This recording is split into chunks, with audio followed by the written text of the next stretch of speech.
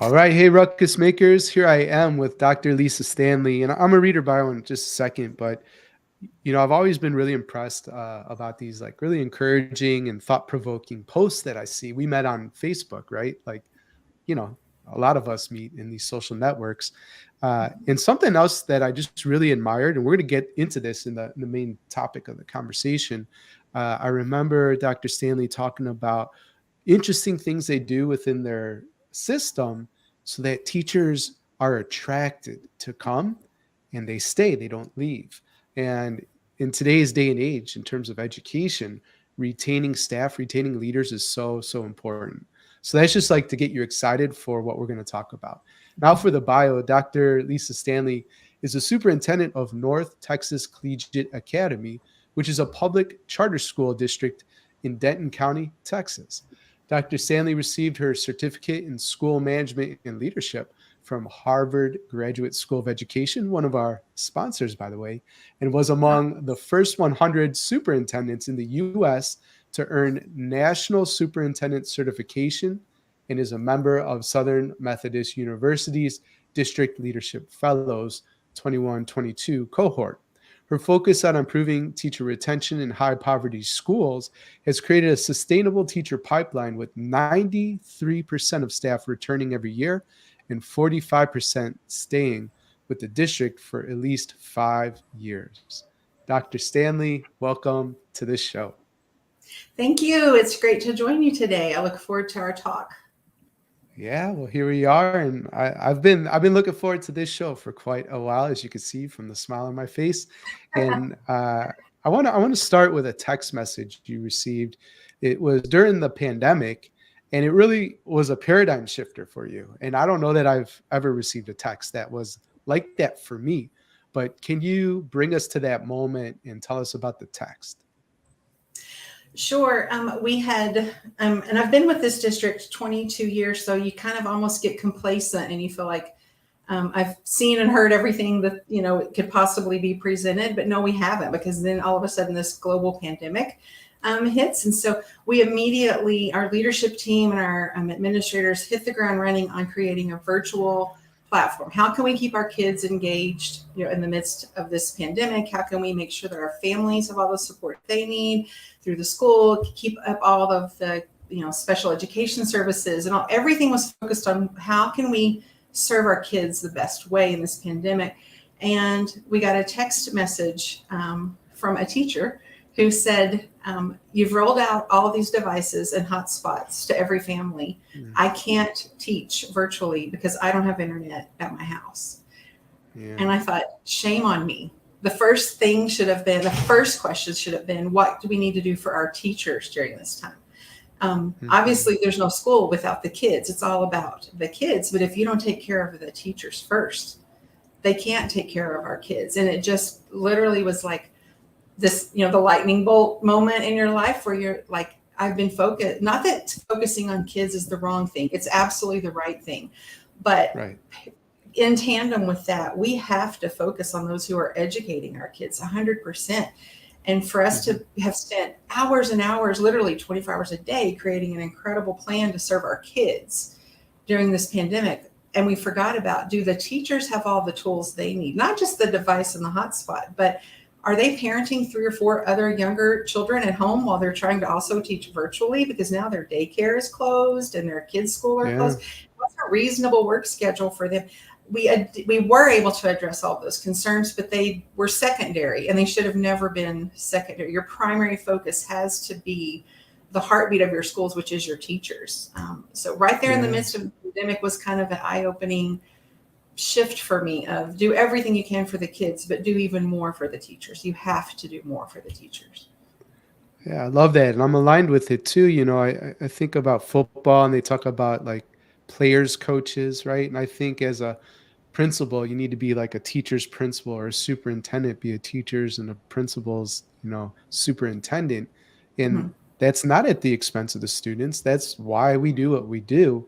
But by taking care of them, right, there's an overflow of energy, abundance, like goodwill, positivity, and that then impacts the students. So you had the wake-up call, you had this text message, and I don't know if you have a story. It's okay if you don't. But since then, with other initiatives that you've introduced in your system, uh, how has that been a helpful reminder, right? Like, what have you done that's been teacher first since you had that experience? Well, it's kind of driven everything that we do since that day, because even before COVID, we were experiencing some situations where we were literally begging, we need interviews, we need applicants. Our resume pool was not very deep sometimes, but when COVID Mm, hit, schools all across the globe, not just even here in Texas or just in the States, were scrambling for teachers. And now we've realized every single situation needs teacher fingerprints all over it. Every decision we make I'm ultimately at the end of the day decide, yes, this is a go for us, or no, this is not a go for us, with the help of our board. But our teachers have to have their fingerprints on every decision we make. So even like we just within the last 2 years adopted a new social emotional learning platform. So we asked for volunteer teachers to serve on a committee to vet which SEL programs and the front facing curriculum that we were going to use, what did they want? And they spent 6 months of voluntary time, not getting any extra stipends or anything, really vetted in picking the best program, because they're going to have to lead it. So when we rolled the new SEL program out, their fingerprints were all over it. We spent a lot of time asking teachers, what is it that you need from us to do your job best? And you have to assume positive intent. Even if a teacher doesn't have the best test scores or their data is not moving the direction you want, assume positive intent that teacher's coming to work every day wanting to be successful. They come to work every day wanting to see every child succeed, but have we given them the tools that they need? Have we given them the training and the professional development they need? So a lot of conversations with teachers, literally just one-on-one with teacher, because they don't always do it in a group, right? People don't always feel comfortable in a big group of 100 other teachers raising their hands saying, I don't understand the new ESL curriculum, or I need more training on how to use the document camera. They don't feel comfortable with that. So we do a lot of very informal conversations where we say, we're here to serve you. As a superintendent, I'm not a public supervisor. I'm a public servant. I'm here to serve you. So all of the decisions ultimately may be made at the district level, but the teachers should drive that and their fingerprints should be all over it. And then there's more buy-in because they had a voice and a choice in everything that we did. So really that time during COVID just changed all of our focus on, you still do what's best for kids, but if you don't do what's best for teachers and they don't feel like their voice or their choice mattered, they're not going to buy in. And then when the next best offer comes up, they're going to be at the district down the road or at the corporate office or somewhere else. And we need to keep the best teachers in the class. Our kids deserve for us to do whatever we have to keep the best teachers with them. Yeah. Well, let's go to that topic of retention, because it is hot on everybody's mind, whether it's a superintendent leading a whole system or a principal thinking about his or her staff, right? And so I'm just curious, what are some of the things that you've done in your district to grow teacher retention? And what I wrote down from 65 to 97%. But yeah, how did you increase it like that? That's amazing.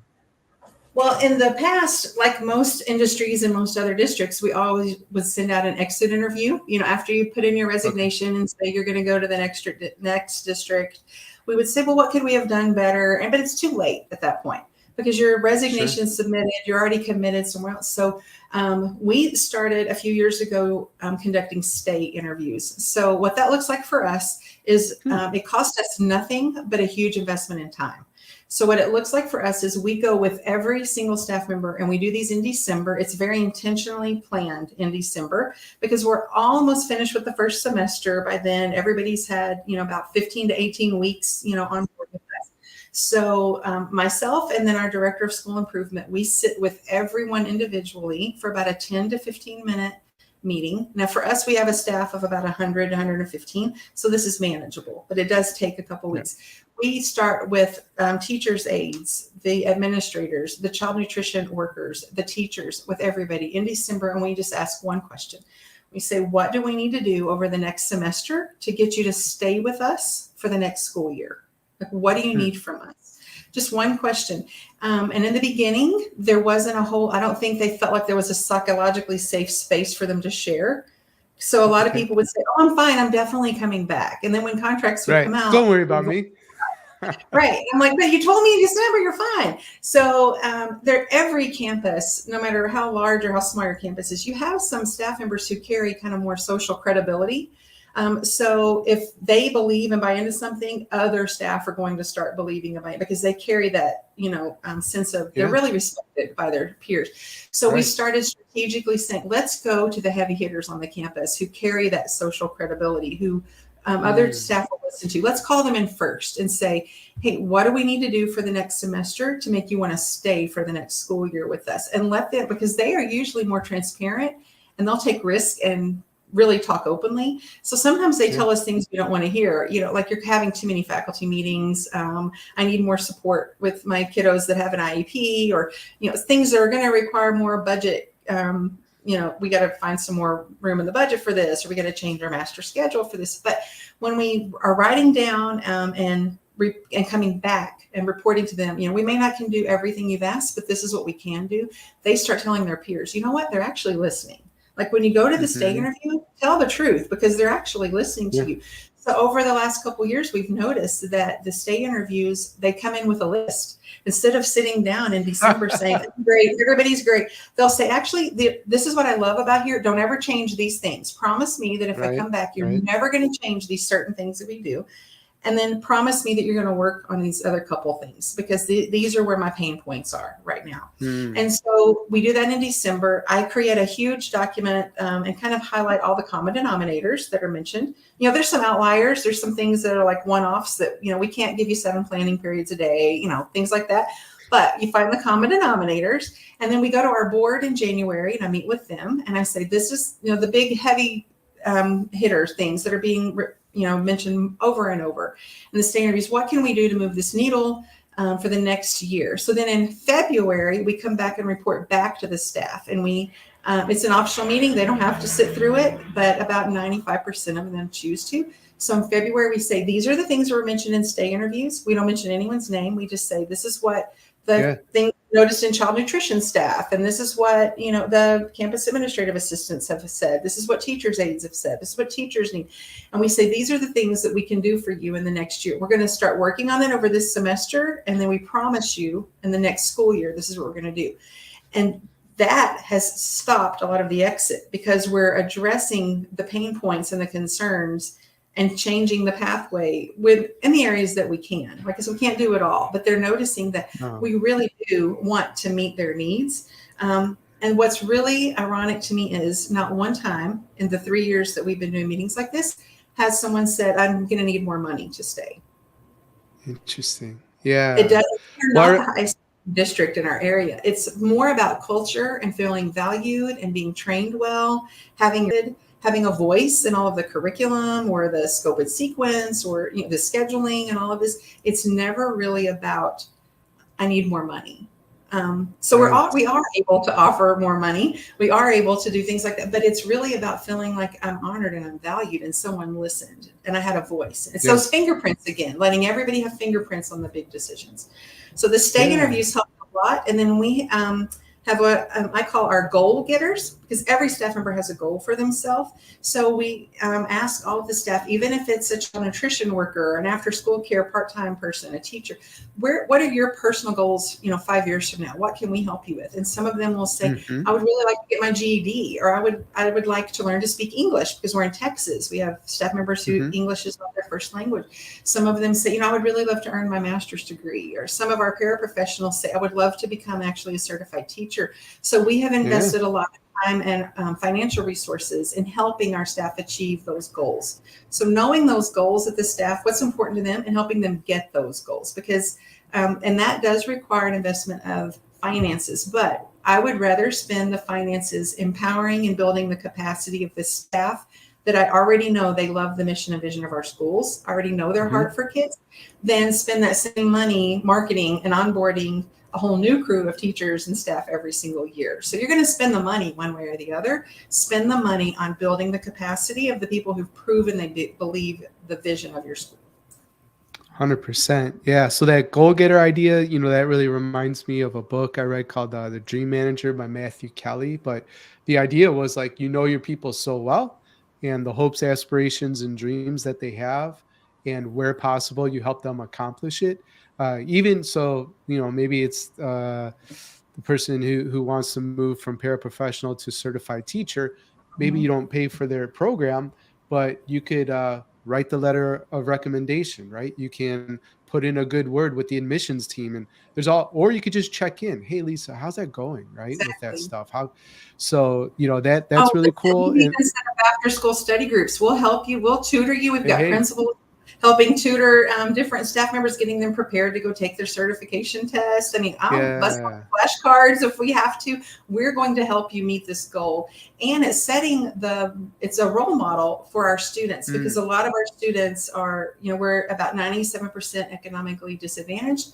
27% of our students are experiencing homelessness. So for them to see that our teachers and our staff are overcoming barriers such as time or money, or language, or maybe a learning difference or any cultural difference that they have, we're helping them overcome any barriers that might stand in their way mm, to achieve their mm. goals. It's directly impacting our kids as well. 100%. And then these stay interviews, this is a new idea. I never heard of it before. We've all heard of exit interviews, and so you're being proactive. Uh, I heard you target like the teachers or staff members that have the most influence, which makes a lot of Mhm. sense, because if you get them bought into continuing, right, they're going to encourage their peers to do the same. And most importantly, you're responsive. You actually do what they say where possible, right? So we're going to maintain these things that are working well, and here's some areas for the system to grow. I might have missed it, so I apologize if I did. You have an optional meeting that kind of goes over it all. Like, here's Mhm. basically what people said, and what I wanted clarification on during that meeting. Do you say like, here's the feedback we received, this is what we can't commit to, here's some things that unfortunately people want, but like it's out of our reach for whatever reason? Do you? Yeah. Okay. We do, because, and I think I'm glad you asked it, because it's important. Some people want to know why. If you can't do it, why not? And if they understand the why behind Mm-hmm. it, they can accept the decision a lot more. So we've had just various things that teachers have asked over the years, and we may not be able to do it, but we explain to them why they don't. And you wouldn't expect a teacher to understand the overall budget of a school and where all of the money goes and how much goes for just maintenance and operations versus can be Sure. spent for salaries. So they're seeing, well, like, you got these millions of dollars in ESSER, can we all have a huge bonus? Well, we also have to address these other things with it. We need to Yeah. do indoor air quality and busing, and so sometimes you sit down and talk about that, and they just need to understand the why. And for us, Mm-hmm. there's some things that we're not willing to negotiate on, because we feel like that they don't have the return on investment for our students. And again, Yeah. all of this is done because we want our students to grow and have the experience they need. But you have to explain the why. And we've never really had anybody call out and say, I don't agree with that, I don't believe it. They truly just want the communication and the transparency more than anything is what they want. Right. And it's kind of, we tell our staff all the time, the power of the positive phone call, right?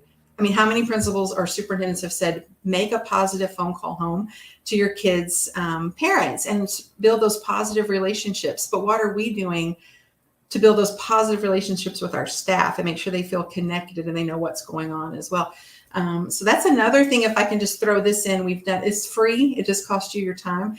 But if you're ever in Right. a classroom observing a teacher and they just did a great job with something, ask them to pull out their phone and call somebody that they love, that they think will answer right then, like in front of their kids. And they'll pull out their phone. And I'm like, call your husband or your mom or your best friend. Get somebody that loves you on the phone right now. I want to talk to them. And they kind of look at you like, Yeah. okay, but they do it. And then you just get them on the phone and you say, hey, I'm their superintendent. I just want you to know, I just witnessed the most rock star literacy The lesson. These best lesson. babies, English is not their first language, but your wife or your sister, whoever this is, just rocked this. And I know you're just as proud of her as we are. And I just wanted to take a second to say, I am so Mm. proud of her. And I hope she works here a long, long time. And then the kids are Wow. cheering in the background because they want to see their teacher applauded, the teacher's Yay. crying and cheering. Like, Yeah. Yeah. you cannot buy culture by putting donuts in the break room or letting teachers wear jeans. No. Those things are Yeah. not going to change the culture of your campus. But those deep relationships and really recognizing that somebody, they may not have the data you want yet. They may not be that master teacher yet, But assuming that positive intent, that they are soaking up everything you're pouring into them, your kids are getting that return on the investment. Make the phone call. The principals will email me every month a list of teachers or staff members who've gone just above and beyond. So then I pull out their emergency contact from their HR file and I call that person at night and say, hey, there's no emergency. I'm not calling you for anything, but I just want to let you know you're listed in their files as somebody that's important to them. And I just want you to know how proud I am of them and give a specific reason why. I get so many thank you emails, like, oh my God, nobody ever, I've been in education 28 years. No one ever called, told my best friend that I was doing a great job before. But it means so much for the kids. Why wouldn't we make a phone call for the staff? It's free. It just takes your time. But now the teachers are starting to do that to each other. And after a recent meeting we had with our full district, one of our sweetest teachers came to me and said, pull out your phone and call somebody that you love. And I'm like, oh, okay, I get it. So I called the board president. What's happening. I called the board president and she's like, hey, I'm here with Dr. Stanley. And she just told us, blah, blah, blah. And I just want you to know we love her and we hope you keep her around for a long, long time. And I'm like, so do I, because my contract's coming up in a couple of years. But it's catching on because the culture of noticing and recognizing, it's not even about money. Notice and recognize. It's just really recognize and reward right in the moment. Just right in the moment, let them know they did a great job. Yeah, last night I did a training on culture and what you're illustrating, because I said continue to do the food and celebrate, right? But understand that at scale, that's not sustainable. And what really builds culture is consistency, right? And so what we're talking about here, the stay interviews or just these positive phone calls home that we do for students, do it for adults. It feels just as good as consistent culture building. And the last thing I forgot to highlight as well that I really appreciate about your model, it isn't always about the money, and often it's not. And that got you on this show because I remember you saying that teachers will drive past higher paying districts and further from their own home to work with you because of the culture that you're building, right? And they're aligned with the values and how you make them feel. And through it all, it's really just about seeing and hearing your people, that they're not invisible, that they're not just a worker, right? There's so much more. And they're not you do this. No, yeah. So brilliant. Awesome. Well, now's a great place to pause and get some messages in from our sponsors. When we get back, I'd love to ask you about your motto, which I love, over serving the underserved. Absolutely. So learn how to successfully navigate change, shape your school's success, and empower your teams with Harvard's Certificate of School Management and Leadership. Get online professional development that fits your schedule. Courses include leading change, leading school strategy and innovation, leading people, and leading learning. You can apply today at betterleadersbetterschools.com/Harvard. When classrooms come alive with conversation, teachers and students both thrive. Last year, teachers using TeachFX increased their student talk by an average of 40%. Can an app really do that? Even trying something like embracing extra wait time to create space for student talk can feel like a risk. But with TeachFX, teachers see the power of those practices in their own classroom level data. It's like having a personal instructional coach on your phone, tablet, or laptop. Best of all, ruckus makers can start a free pilot of TeachFX today. Go over to teachfx.com/betterleaders and start that pilot. And lastly, I want to talk about Organized Binder, and they're a really great company. And listen, if your students are struggling to stay focused and your teachers are showing signs of burnout, you need to really act now. The good news is that there's a path forward. It is possible to lay the foundation for learning and re-energize teachers, and it's found through executive functioning skills. When students get practice with these skills, they can better self-regulate and they are more successful academically as a result. Our friends over at Organized Binder have released a new self-paced course that will teach you how to teach these executive functioning skills and set your students up for success. The goal of the course is to help your students be more successful and get teachers back to the work they are called to do. Learn more at organizedbinder.com/go. And last but not least, hey, I have a live event happening in Denver, July 14th through 16th. We have space for 50 leaders, and at this point, only 8 tickets remain. And so if you'd like to really level up, to bump up your leadership, personal leadership capacity, I'd love to host you in Denver. And you could learn more about the event, betterleadersbetterschools.com/Denver 2023. All right. And we're back with the culture like wizardess, like just the best at culture, Dr. Lisa Stanley. And I've learned a lot in this show already. This has been great, and I've been taking notes. So thank you for that. But you have a really compelling motto, right? To overserve the underserved. And can you just, tell me what that looks like in the day to day? Sure. Like I said before, with our district demographics, we are about 97% economically disadvantaged, and 98.5% of our students are considered at risk according to state indicators. 27% of our students experiencing homelessness. And then as far as our ethnicity, we have a beautiful student body. It's about 90% students of color, with Hispanic being first, and then African American second, then 2 or more races, and then white. But just knowing some of the barriers our students face if they're experiencing homelessness, or about a third of our students have a parent who is either currently incarcerated or was incarcerated within the last 24 months. So there are a lot of traditionally underserved students in this population. And we believe strongly that we should love first and teach second. And part of that love and overserving them means we connect them to every possible resource and service we can find for the family. So we offer free counseling, not only for our students and for our staff, which is very important, take care of the teachers. Oh, yeah. But we offer free counseling and crisis support and life coaching for every member of the household. So a lot of our families have never been, either through lack of medical coverage, finances, maybe they just don't know about different resources. So the school took that on ourselves and said, we will find a way to provide counseling to everybody in the household, so that we can meet those needs. We overserve them by making sure we have even grocery stores on our campuses where we provide free groceries, produce, meat, baby supplies, diapers, hygiene products, things that they may not always have access to. We're constantly finding ways we can overserve this. You will never, ever regret going above and beyond for a student. I have never heard a teacher say, gosh, we're doing too much for these families. I mean, who else? Why are we providing counseling for everybody in the family? Why are we doing financial literacy classes for our parents so they can help build their credit and learn to buy their first home? Nobody's ever questioned, why are we overserving them?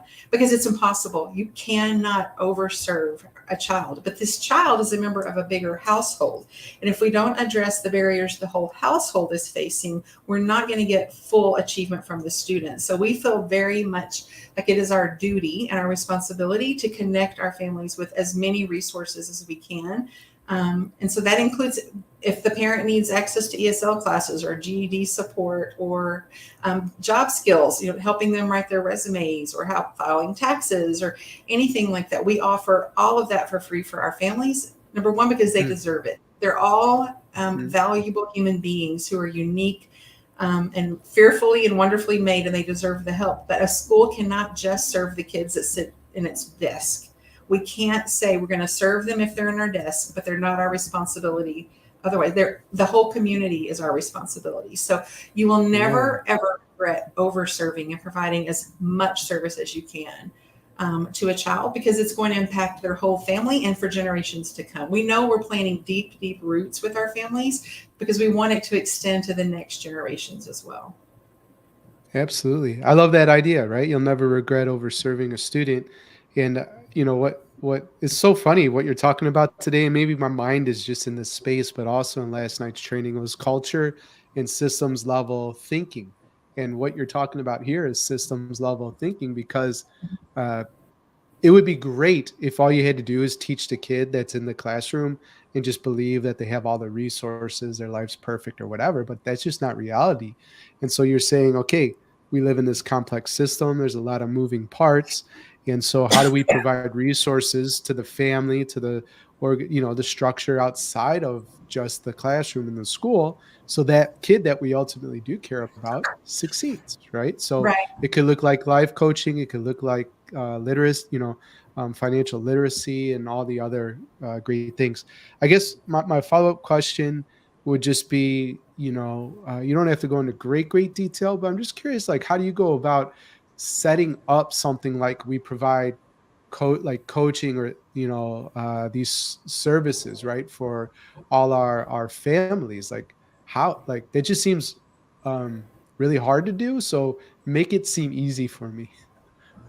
Well, the benefit that I have is being 22 years with this district. I haven't been the superintendent for 22 years, but as a principal and then an assistant superintendent, and now I'm in my 12th year as the superintendent.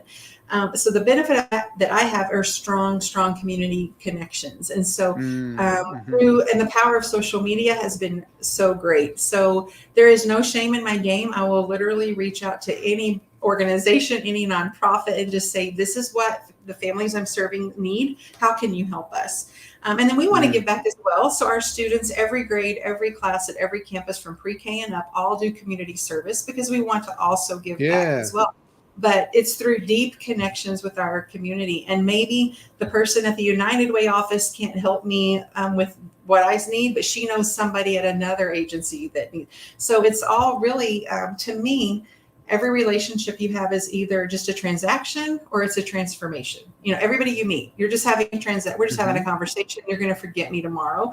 But I want my conversations about our school to be transformational, where you can't forget North Texas Collegiate Academy. When I talked to you and I told you what our kids needed and what we're willing to do for them, you're going to remember that. It's going to transform you. And you're going to hear about some other organization that offered something. And you're going to go, call that girl over there because she wants this for her kids. So it's all about relationships and connections with the community.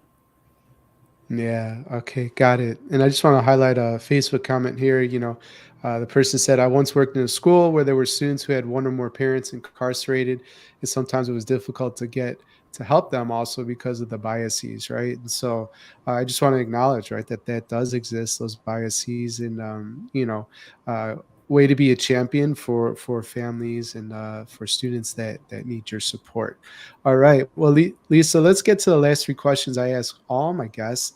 And number one, Sure. I want to hear about your school marquee. So if you could put a message on all school marquees around the world for a single day, what would your message be?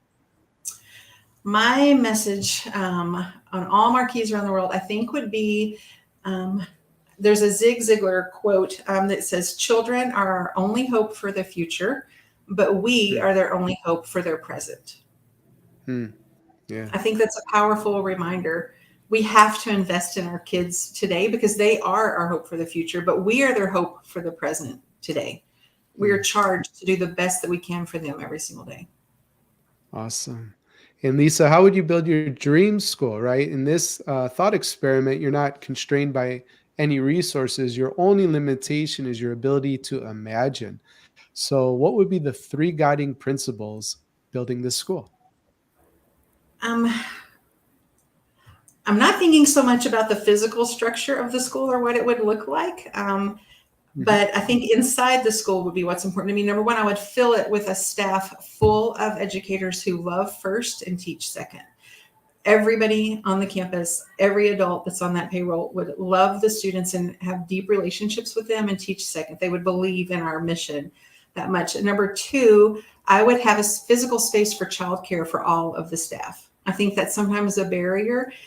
Teachers shouldn't have to trade off, well, I want to work with the next generation and train them, but I also miss time with my own family and my own kids.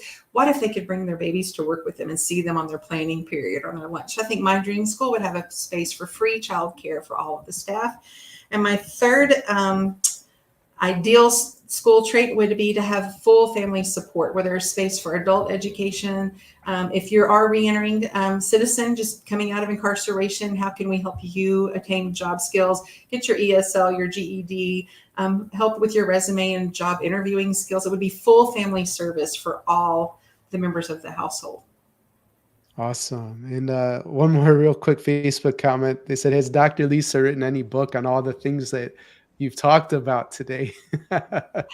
Dr. Lisa has not written a book, but I do have a pretty significant Word document of about 500 pages that I just type on over the years. So whenever I get a minute, I do want to write a book. But because we've learned so many things by doing things the wrong way. But the benefit of Sure. 22 years is I learned from my own mistakes, so we don't repeat them. Yeah. Go Right. forward. So. Awesome. Cool. Well, we covered a lot of ground today, Lisa. And so, what of everything we talked about, what's the one thing you want a ruckus maker to remember? The one thing that I've learned just over the last few months myself is if you as a ruckus maker don't take care of yourself, you can't take care of the kids and the staff that are in your charge. So we're always so focused on the goal and meeting what the kids need and what the staff need that sometimes we put ourselves on the back burner, and your family shouldn't be a secondary priority. Your health shouldn't be a secondary priority. You matter. And if you're not taking care of yourself, you can't continue to make a ruckus. So take care of yourself so that you can continue to take care of everybody else.